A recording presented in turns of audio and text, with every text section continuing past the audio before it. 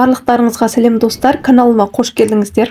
Бүгін өте дәмді жасымық сорпасының жасалу жолын ұсынамын. Алғашқы рет жасағаннан сәтті шығады. Оңай жасалатын, жылдам дайындалатын тағамның бірі. Бұл тағам өте жеңіл әрі пайдалы болып келеді. Менің отбасыма өте қатты ұнады, сіздерге де ұнайтынына сенімдімін. Видео қызық болса соңына дейін қарап, каналыма тіркеліп, лайк басуды ұмытпаңыздар. Ең алдымен қазанға сұйық майды құямыз. Сонан соң сары майды саламыз. Ендігі кезекте ұсақтап туралған пиязды саламыз. Сары түске енгенше қуырамыз. Ұсақтап туралған сарымсақты саламыз. Сонан соң жұқалап туралған сәбізді саламыз. Тәтті бұрышты саламыз. Мендегі қатырылған тәтті бұрыш турамай салдым. Орташа отта 2-3 минуттай қуырамыз. Менің каналымда басқа да тағамдардың жасалу жолдары бар, қарап көріңіздер. Жұқалап туралған картопты саламыз. Томат пастасын саламыз. Сонан соң қуырамыз. Дәміне қарай тұз бен қара бұрыш саламыз.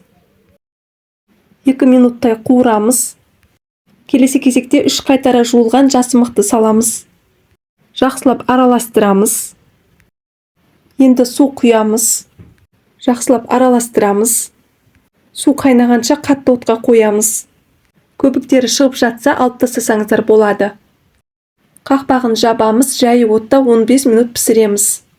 15 минут өтті, отымызды өшіреміз. Блендердің көмегімен барлығын жақсылап езіп шығамыз. Егер суы тартылып қалып қою болып жатса, үстіне қайнаған ыстық су құйсаңыздар болады. Осы кезде тағы да дәміне қарай тұз бен қара бұрыш салсаңыздар болады. Сонан соң лимонның согын құятын боламыз. Жақсылап араластырамыз. Мінекей достар, өте дәмді, жылдам дайындалатын жасымық сорпасы дайын. Менің отбасыма өте қатты ұнады, сіздерге де ұнайтынына сенімдімін. Дәмі тіл үйіретін бұл тағамды сіз де жасап көріңіз. Осы видео ұнаса достар, каналыма тіркеліп, лайк басуды ұмытпаңыздар. Сіздермен болған Ақшолпан.